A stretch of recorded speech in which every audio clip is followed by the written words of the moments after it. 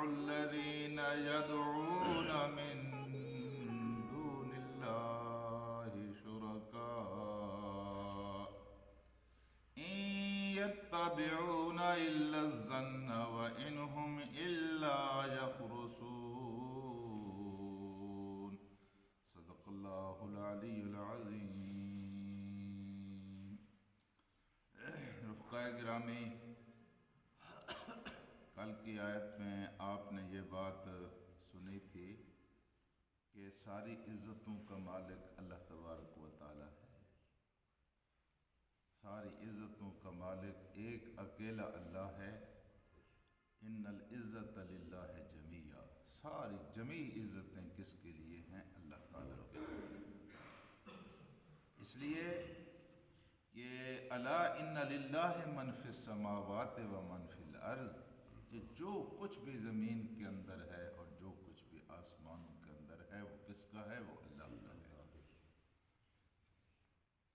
جس کے پاس ملک ہے اس کی سب سے بڑی عزت ہے. جس کے پاس ضلع ہے اس کی، جس کے پاس صوبہ ہے اس کی عزت کا معیار یہی ہے. اور عرب کے مشرکین سمجھتے تھے عزتوں کے مالک تو ہم ہیں، کیونکہ سب کچھ ہمارے پاس موجود ہے. مال ہمارے پاس موجود ہے، دولت ہمارے پاس موجود ہے، عزت و حشمت لوگوں کی گردنیں ہمارے سامنے جھکتی ہیں، ڈیرے ہمارے آباد ہیں، ہمارے دروازوں کے اوپر بہت سارے مویشی بندھے ہوئے ہیں. سب کچھ تو ہمارے پاس ہے، ان کے پاس کیا ہے؟ وہ سمجھتے تھے اور وہ کہتے تھے کہ اگر عزت اور اللہ تبارک و تعالیٰ کی رضا ان کے پاس ہوتی تو ان کا یہ حال نہ ہوتا. دیکھو تو صحیح، محمد رسول اللہ صلی اللہ علیہ وسلم بہت اچھا کاروبار کرتے تھے. یعنی حضور کریم صلی اللہ علیہ وسلم اتنے کامیاب کاروباری انسان تھے کہ حضرت خدیجۃ الکبریٰ نے ان کے کاروبار کو دیکھ کر تو ان کے ساتھ نکاح کیا تھا. یعنی کاروبار میں ان کی امانت، ان کی دیانت، ان کی شرافت، ان کی لیاقت دیکھ کر نکاح کیا تھا. وہ کہتے تھے اگر خدا کی رضا تو اس وقت ان کے پاس تھی جب یہ نبی نہیں بن کر کھڑے ہوئے تھے. نبی بنے ہیں تو ان کے بعد ان کا حال دیکھو، ان کا گھر دیکھو، ان کے کپڑے دیکھو، ان کا کھانا، ان کا پینا دیکھو. صرف ان کا حال یہی ہے. ان کے ساتھ دوست جو ہے ان کو دیکھ لو. صدیق اکبر رضی اللہ تعالیٰ عنہ کامیاب کاروبار کرنے والے انسان تھے اور بڑا مال رکھتے تھے، لیکن جب وہ اللہ کے رسول کے دامن کے ساتھ وابستہ ہوئے تو نان شبینہ کے محتاج ہو گئے. جی وہ کہتے تھے صدیق اکبر پر پہلے خدا راضی تھا، اب خدا راضی ہے. خدا کا کام جب کر رہے ہیں تو ان کے اوپر تو زیادہ عنایات ہونی چاہیے تھی. نہیں، اس کو وہ دلیل لاتے تھے کہ یہ تو اللہ کی رضا کی نشانی نہیں ہے. اللہ کی رضا کی نشانی تو یہ ہے. قرآن حکیم نے بار بار ان کو سمجھایا، چلو تم محمد رسول اللہ کو نہیں مانتے، تم ابراہیم کو تو مانتے ہو نا. ابراہیم جو تھے یہ اپنے آپ کو دین ابراہیمی کا پیروکار کہتے تھے کہ ہمارا نبی کون ہے؟ ابراہیم ہے. اور ان کی روزی اور روزگار بھی اسی کاروبار کے ساتھ، اسی تصور کے ساتھ بندھا ہوا تھا. یہ مکے کا مجاور و متولی کہتے تھے. مکہ کس کا تھا؟ حضرت ابراہیم اور اسماعیل نے بنایا تھا. ان سے کہا گیا تم یہ بتاؤ کہ دولت ابراہیم کے پاس تھی یا دولت نمرود کے پاس تھی؟ پھر عزت دار ابراہیم تھے یا نمرود تھے؟ دولت موسیٰ کے پاس تھی یا دولت فرعون کے پاس تھی؟ عزت دار موسیٰ تھے یا فرعون تھے؟ یہ عزت کا کہاں معیار ہے؟ دولت عزت کا معیار نہ کل ہے، نہ دولت عزت کا معیار آج ہے. دولت تو ڈاکوں کے پاس بھی ہوتی ہے اور جسم بیچنے والی طوائفوں کے پاس بھی ہوتی ہے. عزت کا اصل معیار کردار ہے، ایمان کے اوپر پختگی ہے. یہ عزت کا اصل معیار ہے. باقی جن عزتوں کو تم کہتے ہو کہ ہم ان کے مالک ہیں، ان کے بھی تم مالک نہیں. وہ تو اللہ تعالیٰ آزمانے کے لیے دیتا ہے، کسی کو دے دے. جس کو زیادہ دیا ہے اس کا امتحان بڑا ہے، اور جس کو تھوڑا دیا ہے اس کا امتحان چھوٹا ہے. تکلیف تو ہوتی ہے لیکن وہ خوش رہے جو غریب ہے، اس لیے کہ اس کا پرچہ آسان ہے. اس کا پرچہ آسان ہے. جس کے پاس زیادہ ہے لگ پتہ جائے گا جب قبر میں پہنچے گا، کہ جب ایک ایک چیز کا حساب دینا پڑے گا، پتہ اس وقت چل جائے گا۔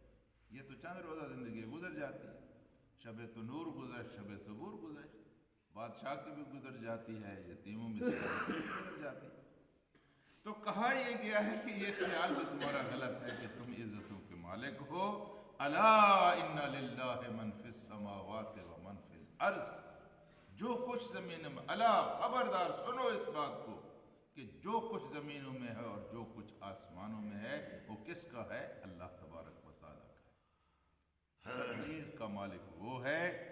زمین فی السماوات والارض وما يتبع الذين يدعون من دون اللہ شرکاء، یہ تو نہیں پیروی کرتے، نہیں اتباع کرتے، نہیں پیچھے چلتے، الذین یدعون من دون اللہ شرکاء، اللہ کو چھوڑ کر جن شرکاء کے یہ پیچھے نہیں چلتے، مگر چلتے ہیں تو الا الظن، یہ صرف اور صرف اپنے گمان کے پیچھے چلتے ہیں، کسی چیز کی کوئی حقیقت ہی نہیں ہے۔ ساری چیزیں اللہ کی مخلوق ہیں، اللہ ساری چیزوں کا خالق ہے اور پھر اللہ ساری چیزوں کا مالک ہے۔ اپنے گمان سے اگر کسی کو کوئی سمجھ لے تو گمان کا کیا ہے؟ لوگ اس کو پاگل کہتے ہیں۔ میں یہ سمجھوں کہ میں اسلام آباد میں ہوں اور میں توقع کروں کہ آپ سارے لوگ اسلام آباد میں ہیں، ایک ایک سے میں کہتا ہوں اسلام آباد میں یہاں دارالخلافہ ہوگا، یہاں وزیر بیٹھیں گے، تو 5ویں 7ویں آدمی مجھے پکڑ کہے گا یہ اس کا دماغ خراب ہو گیا، اچھا بھلا آدمی تو پھر چوک آزم میں رہا ہے، گمان یہ کرتا ہے کہ میں اسلام آباد میں ہوں، پاگل کہیں گے نا جی۔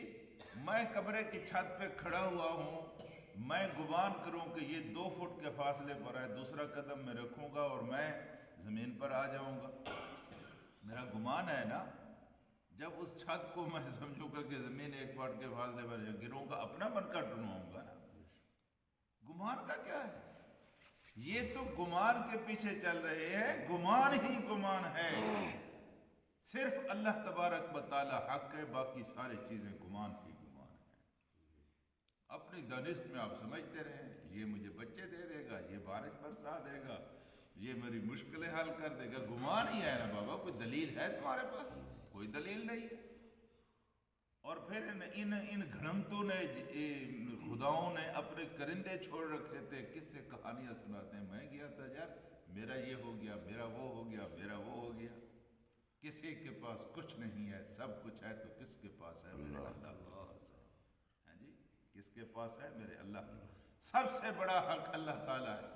اللہ کے رسول کسی رات نہیں سوتے تھے مگر یہ کہہ کر سوتے تھے اللہم انت الحق، اللہ تو حق ہے، وقولو کا حق، تیری ہر بات حق ہے، ولقاؤ کا حق، تیری ملاقات حق ہے، وجنتوں کا حق، تیری جنت حق ہے، تیری جہنم حق ہے۔ اللہ تعالیٰ تو ہی تو ہے، ہر رات یہ کہہ کر سوچے تھے اور حقیقت بھی یہی ہے جی۔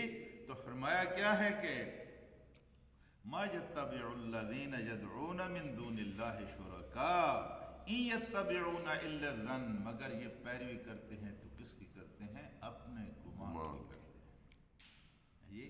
یہ دنیا کے اندر ارسطو اور افلاطون اور سقراط اور بقراط، یہ سارے بیچارے اپنے گمان کی پیروی کرتے رہے، ان کے پاس کوئی دلیل نہیں تھی، کسی کے پاس کوئی دلیل نہیں ہے، کیونکہ اس کائنات کا خالق و مالک کون ہے؟ میرا اللہ۔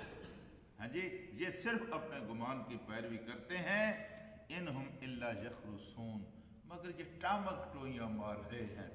گمان کرنے والے کا کیا ہوتا ہے؟